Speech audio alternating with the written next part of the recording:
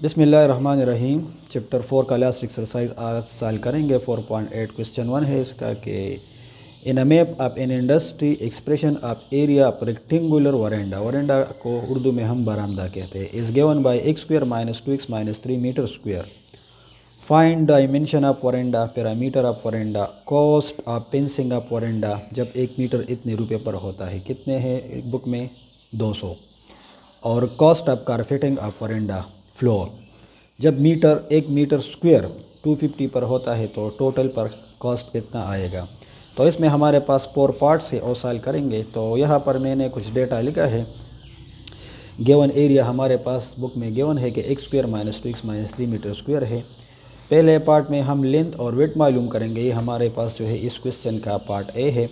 तो लेंथ के लिए मैंने क्या एक्सप्रेशन ले लिया, L, और वेट के लिए मैंने W ले लिया। अब हमें पता है कि एरिया ऑफ रेक्टेंगल जो है वो किस चीज़ के बराबर होता है, L multiply weight, length multiply weight. अच्छा, तो एरिया तो हमारे पास है, ये एरिया है, ये यहाँ पर मैंने लिख लिया, और ये हमारे पास यहाँ पर लेंथ मल्टीप्लाई वेट है।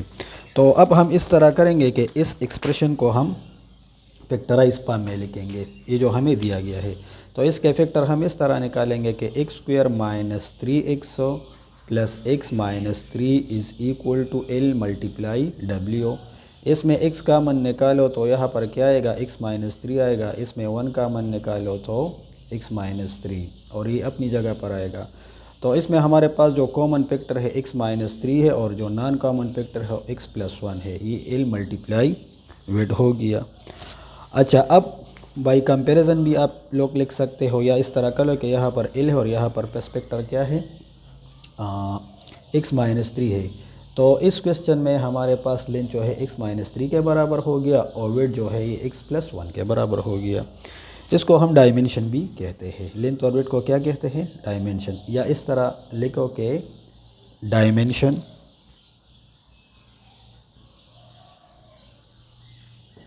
डायमेंशंस आर, एक क्या गया x minus 3 and x plus 1। ये था हमारे पास पार्ट नंबर 1 इस क्वेश्चन का। अच्छा, पार्ट बी में ये कहते हैं कि आप लोग क्या मालूम करो, पैरामीटर मालूम करो। इसी क्वेश्चन का पार्ट बी है हमारे पास। ये मैं मिटाता हूँ यहाँ से, पार्ट बी।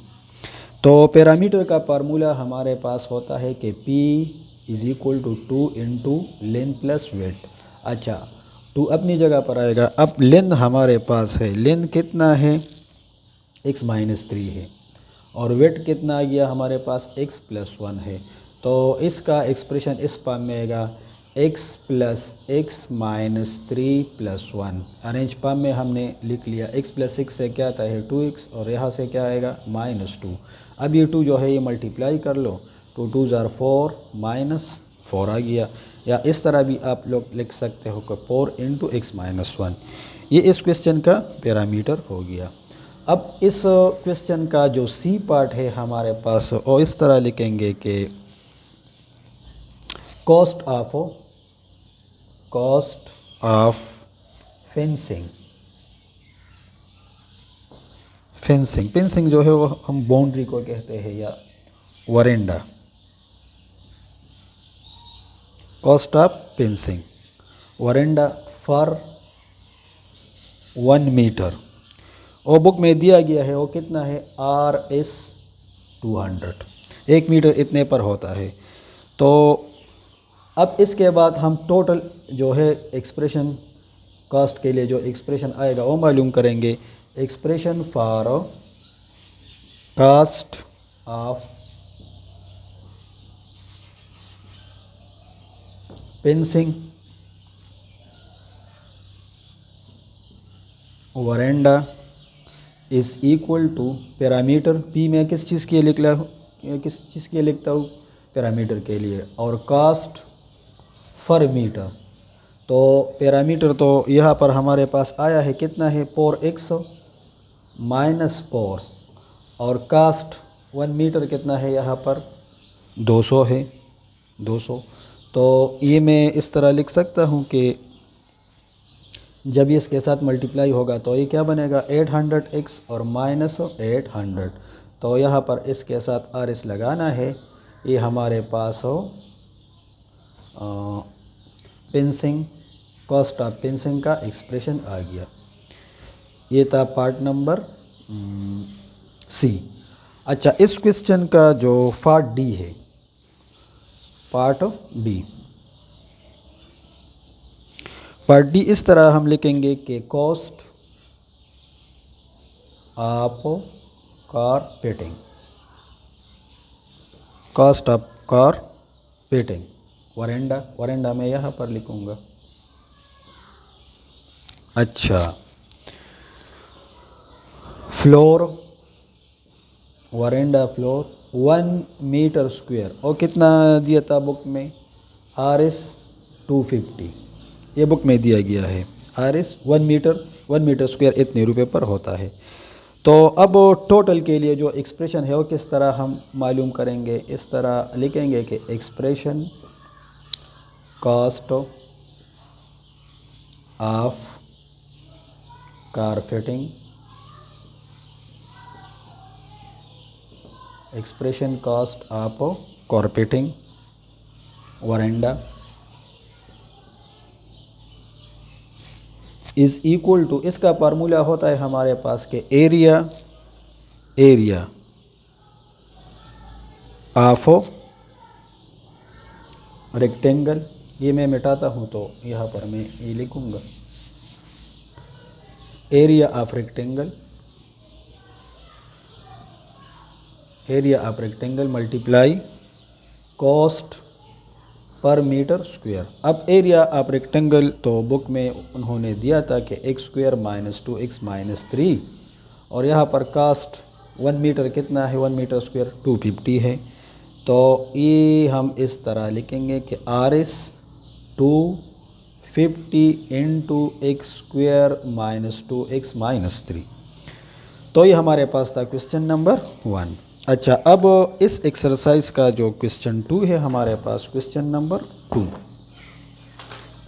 क्वेश्चन 2 इस तरह है कि area of square shaped surface of a machine is given by the expression 25x² - 30x + 9 metre square.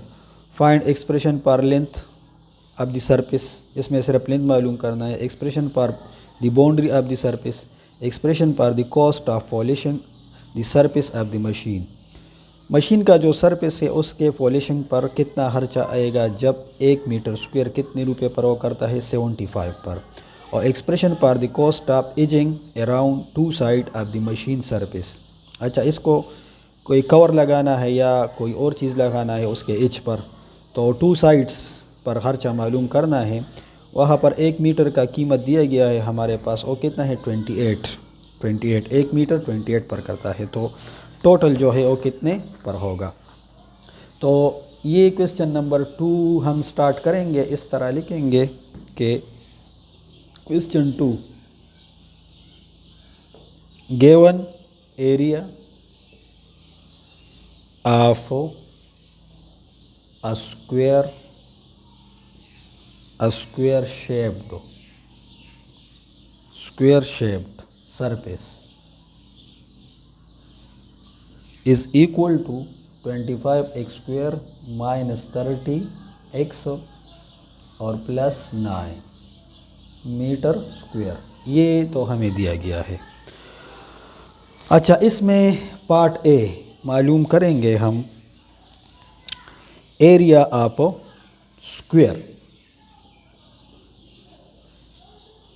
Area of square का फार्मूला हम यहाँ पर लगाएंगे। एरिया ऑफ स्क्वायर हमारे पास होता है L × L, और L × L की जगह हम क्या लिख सकते हैं, L² लिख सकते हैं।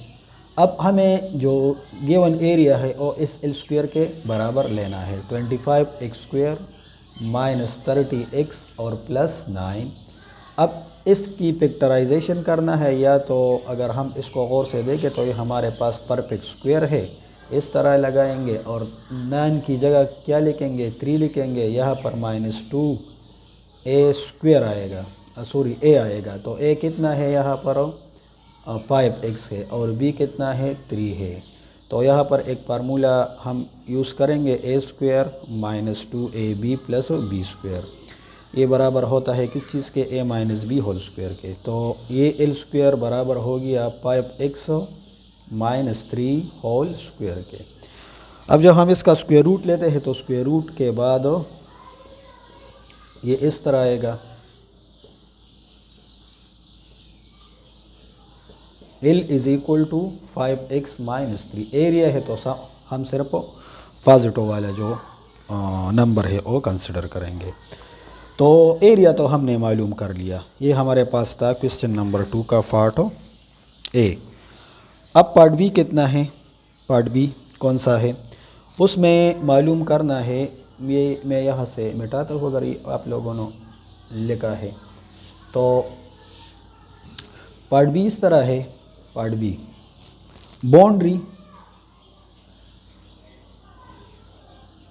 बाउंड्री ऑफ द सरफेस मालूम करना है, बाउंड्री ऑफ द सरफेस। तो बाउंड्री ऑफ द सरफेस का फार्मूला है हमारे पास कि P is equal to 4 multiply L। अच्छा, तो 4 तो अपनी जगह पर आएगा। अब लेंथ जो है हमने मालूम कर लिया पार्ट ए में, इस तरह था, तो इसके साथ मल्टीप्लाई होगा, ये हमारे पास आएगा 20x माइनस 12 और यहाँ पर क्या लगाना है, मीटर लगाना है। ये था पार्ट बी। अच्छा, part C cost of polishing. यहाँ पर लिखना है कि cost of polishing 1 metre square of surface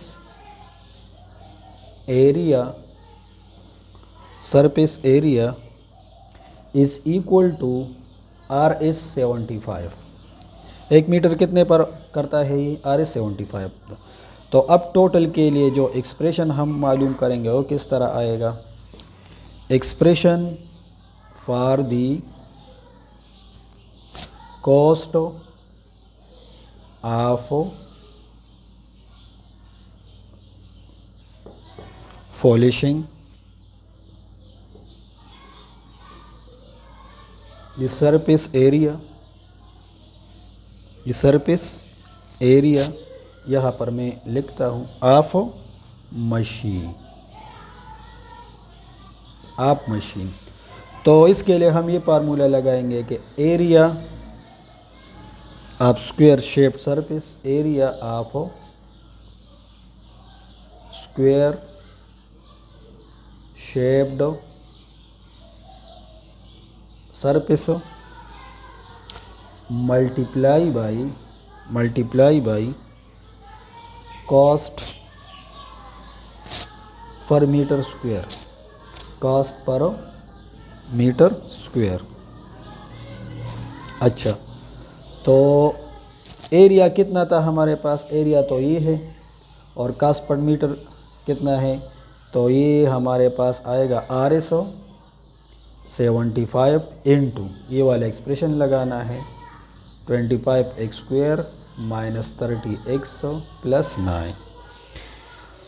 ये था हमारे पास part B question number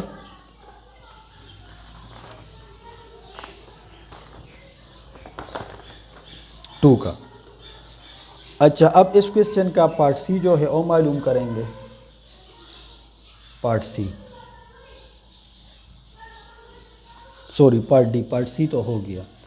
part D में वो क्या कहता है कि expression for the cost of ending around 2 sided of machine surface, और 1 मीटर का खर्चा उसने दिया गया है 28 है। तो हम इस तरह लिखेंगे कि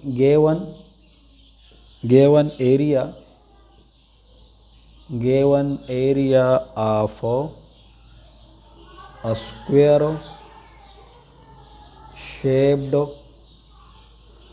शेप्ड सरफेस। ये तो मैंने यहाँ पर लिखा था लेकिन फिर लिखेंगे 25x स्क्वायर माइनस 30x और प्लस 9 मीटर स्क्वायर, ये गिवन एरिया है। अब यहाँ पर लिखना है कि cost of edging 1 metre square of machine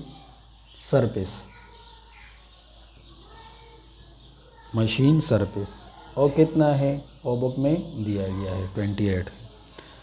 तो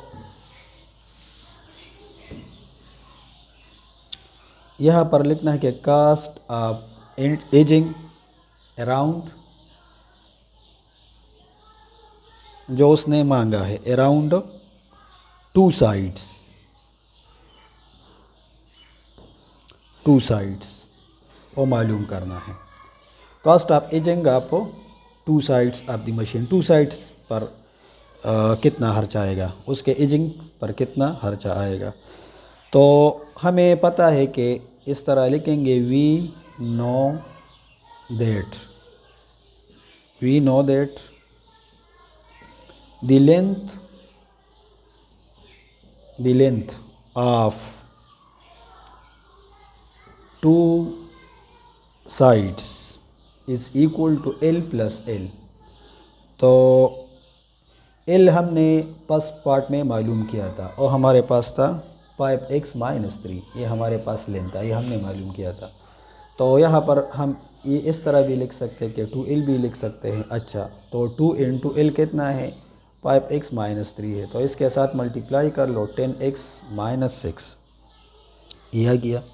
अच्छा, अब कॉस्ट मालूम करना है, तो कास्ट का फार्मूला है हमारे पास, cost is equal to cost of edging of 2 sides of the machine. इस तरह लिखेंगे कि लेंथ ऑफ 2 साइड्स और multiply by cost per metre, cost per metre. अच्छा, तो लेंथ ऑफ 2 साइड्स और हमने मालूम कर लिया, कितना था 10x माइनस 6, और बुक में 1 मीटर का खर्चा दिया गया है। तो ये हम इस तरह लिख सकते हैं कि R is 28 into 10x minus 6, 10x minus 6। तो ये क्वेश्चन नंबर 2 जो है ये भी कंप्लीट हो गया। अब स्टार्ट करते हैं क्वेश्चन नंबर 3। क्वेश्चन 3 है हमारे पास के volume of a cubical oil tank in an oil refinery is expressed as. इस तरह वॉल्यूम दिया गया है। रिफाइनरी ऐसा जगह होता है जिसमें कोई चीज़ जो है वो साफ होती है। Expression per height of oil tank, oil tank का हाइट के लिए एक्सप्रेशन मालूम करना है। एक्सप्रेशन पर सरफेस एरिया और expression per painting it from outside.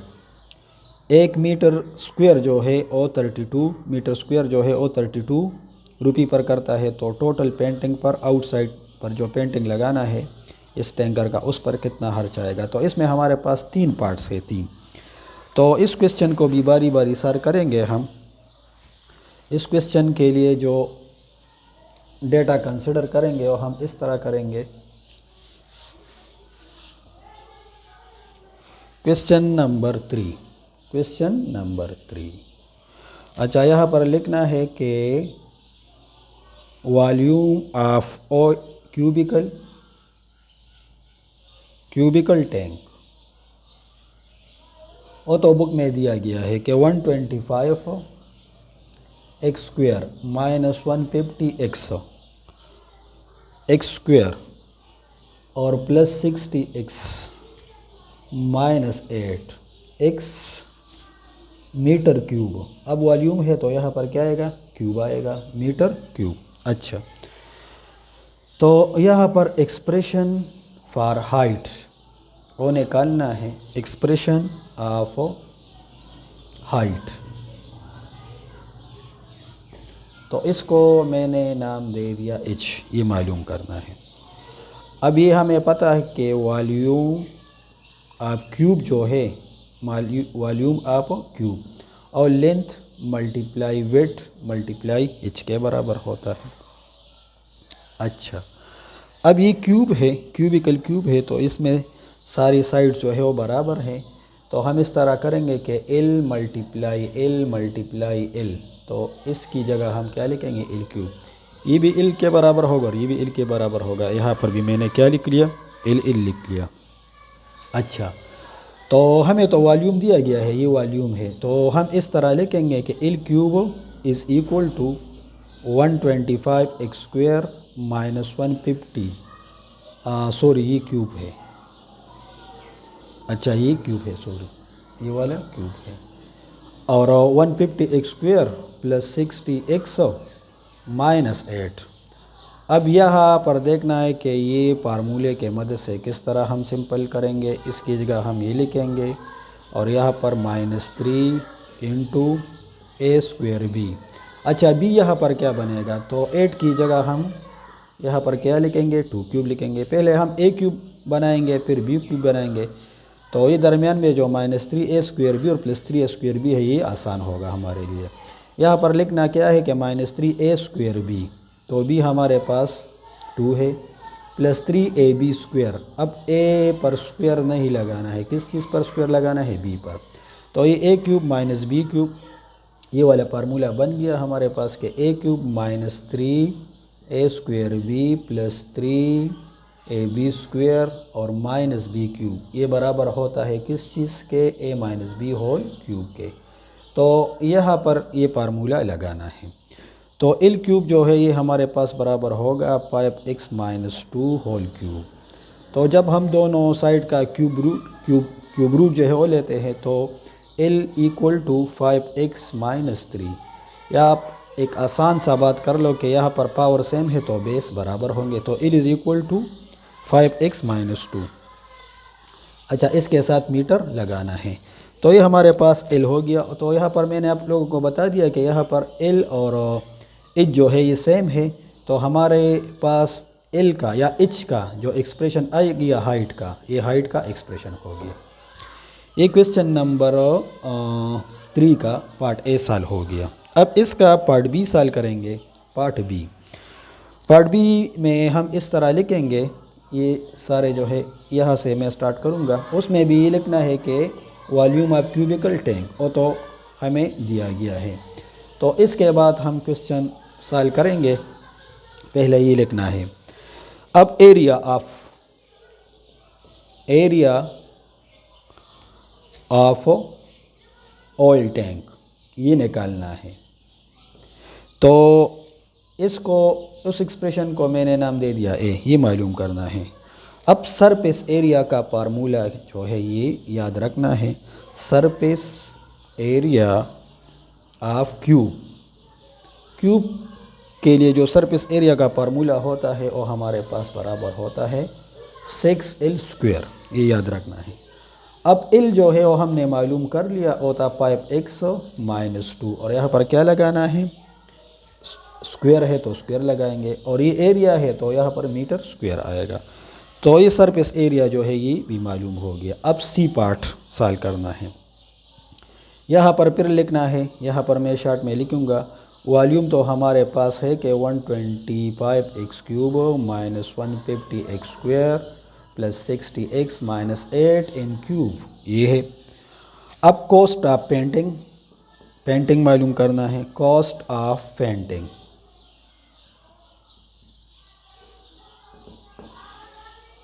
1 metre square from where, outside. और बुक में हमें दिया गया है वो कितना है, 32 है।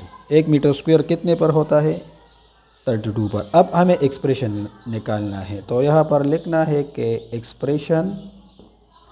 Expression for cost of painting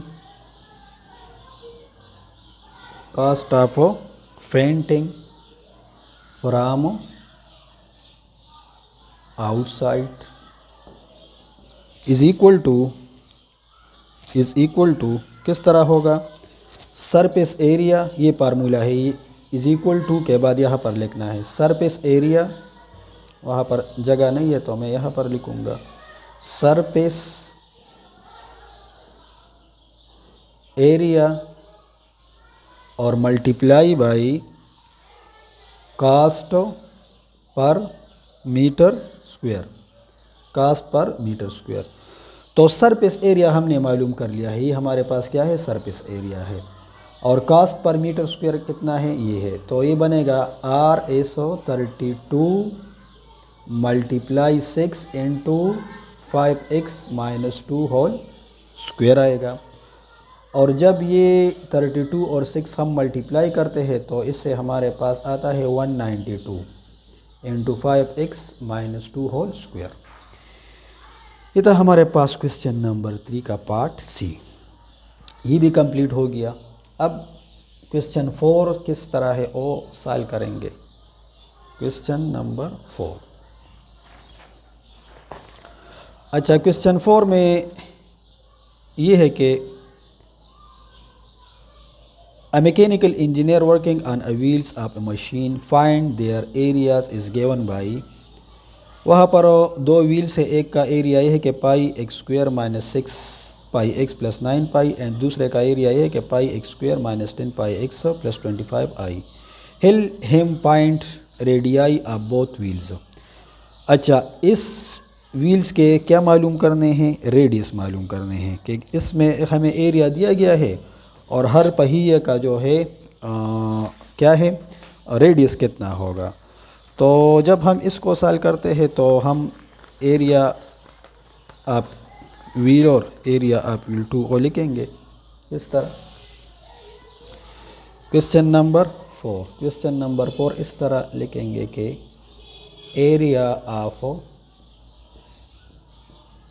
wheel 1, उसको हमने नाम दे दिया A1, और A1 जो है ये बराबर है पाई x square minus 6 pi x और प्लस 9, और यहाँ पर लिखना है कि एरिया ऑफ व्हील 2, यहाँ पर मैं व्हील जो है ये मुकम्मल लिखूँगा और यहाँ पर एरिया 2 है। एरिया 2 हमारे पास है कि pi x square minus 10 pi x और प्लस 25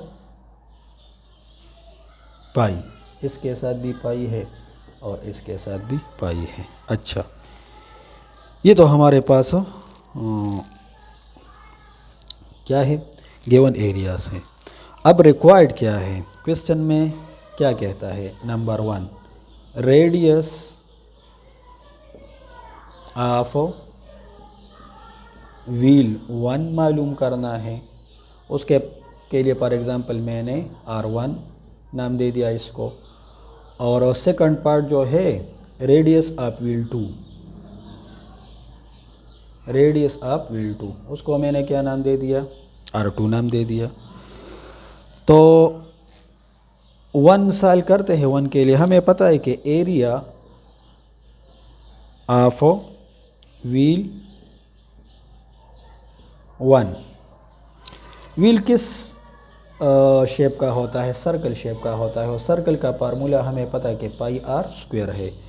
तो व्हील 1 के लिए मैंने कौन सा रेडियस कंसिडर कर लिया है, रेडियस 1। तो इसके लिए फार्मूला जब हम लिखेंगे तो पाई R1 स्क्वायर, इस सर्कल के फार्मूले के मुताबिक। अच्छा, अब हमारे पास एरिया 1 है, तो ये पाई R1 स्क्वायर, ये रेडियस 1 जो है ये व्हील 1 का हो गया। तो व्हील 1 का एरिया हमारे पास है कितना है, A1 है। तो ये हम इस तरह लिखेंगे कि पाई R1 स्क्वायर, और यहाँ पर ये लगाना है पाई x square minus 6 pi x plus 9 पाई, ये A1 की वैल्यू है। तो यहाँ से पाई कामन निकालना है, तो x square minus 6x plus 9, और यहाँ पर भी हमारे पास हो क्या है, पाई है। तो ये पाई पाई कैंसिल हो गया, तो R1 स्क्वायर। अब इस चीज़ की फैक्टराइजेशन करनी है, या ये हमारे पास फार्मूला है, इसकी जगह हम ये लिख सकते हैं, ये वाला ये फार्मूला है, a square minus 2ab plus b square, ये बराबर होता है किस चीज़ के, a minus b whole square के। तो स्क्वायर रूट निकालने के बाद ये हमारे पास होगा x माइनस 3। तो व्हील 1 का रेडियस हमने मालूम कर लिया, व्हील 1 का रेडियस कितना आ गया, x माइनस 3 आ गया। अच्छा, अब व्हील 2 का रेडियस मालूम करना है, तो वो मैं यहाँ पर लिखूँगा नंबर 2, यहाँ पर लिखना है कि एरिया ऑफ व्हील 2, तो किस तरह होगा, पाई R2, और व्हील 2 का एरिया कितना था, A2 था। तो फिर हम यहाँ पर पाई R2 स्क्वायर लगाएंगे, और हमारे पास जो सेकंड वाला एरिया था वो कितना था, पाई x square minus 10 pi x और प्लस 25 पाई। तो इस कैलकुलेशन के मुताबिक यहाँ से भी पाई कामन निकालो तो x square minus 10x plus 25 बन जाएगा। अच्छा, तो फिर अगेन यहाँ पर जो है ये पाई और पाई कैंसिल हो गया, तो r2 square is equal to x square minus 10x plus 25। और ये भी फार्मूला है, इसको हम इस तरह लिख सकते हैं, इस तरह। तो ये r2 square is equal to x minus 5 whole square. तो r2 हमारे पास आ गया x माइनस 5। तो ये सेकंड व्हील का रेडियस मालूम हो गया। फर्स्ट व्हील का रेडियस कितना था, x माइनस 3 था, और सेकंड व्हील का रेडियस कितना आ गया, x माइनस 3 आ गया। अच्छा, ये क्वेश्चन जो है ये भी कंप्लीट हो गया। अब क्वेश्चन नंबर 5 सॉल्व करेंगे। A machine has two square shape pressures. Pressure का नेम जो है आप लोगों ने सुना होगा, ये इस्त्री की तरह होता है, या इसमें हम किसी चीज़ को इस तरह दबाते हैं कि इसका साइज़ जो है वो कम हो जाए। With area expression 25 metre square and 36 inch square. यहाँ पर m स्क्वायर हो, यहाँ पर n स्क्वायर है respectively. Difference of this areas describes a rectangular pressure. जब इन दोनों एरियाज़ का हम डिफरेंस लेंगे तो वो हमारे पास एक प्रेशर रिप्रेजेंट करेगा लेकिन वो किस शेप का होगा, रेक्टेंगुलर शेप का। Find dimension of the rectangular pressure. उस रेक्टेंगुलर प्रेशर का डायमेंशन जो है वो मालूम करने हैं। तो ये क्वेश्चन हम इस तरह सॉल्व करेंगे। क्वेश्चन नंबर 5, क्वेश्चन 5 इस तरह लिखेंगे कि area of first pressure, area of first, या इस तरह लिखो कि फर्स्ट स्क्वेयर्ड शेप्ड प्रेशर। वो कितना है, उसको A1 नाम दे दिया, और है 5m स्क्वायर। और एरिया ऑफ सेकंड, उसको हमने नाम दे दिया A2, और ये 25 है, और 36 इंच स्क्वायर है, 36 inch square. Now according to the question, area 1 minus area 2, book वाले कहते हैं कि ये बराबर होगा किस चीज़ के, area of rectangular, area of rectangular pressure. अच्छा, तो एरिया 1 कितना है, यहाँ पर लिखना है 25 m स्क्वायर, और एरिया 2 कितना है 36 m square, is equal to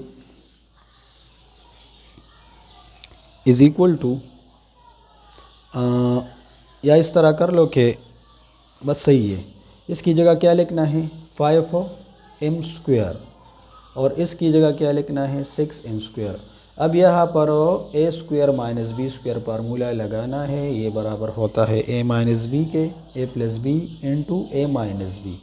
तो ये क्या होगा 5m प्लस 6n आएगा, और 5m माइनस 6n आएगा। ये फार्मूला यहाँ पर इस्तेमाल हो गया। तो एरिया तो हमें पता है कि area of rectangle is equal to length multiply width, इस चीज़ के बराबर होता है। तो यहाँ पर जो फर्स्ट फैक्टर आ गया हमारे पास, ये लेंथ हो गया, लेंथ, और ये सेकंड जो है ये विड्थ हो गया, इस तरह। तो अगर इसमें थोड़ा सा और लिखाई करना है तो यहाँ पर लिखना है कि लेंथ ऑफ दी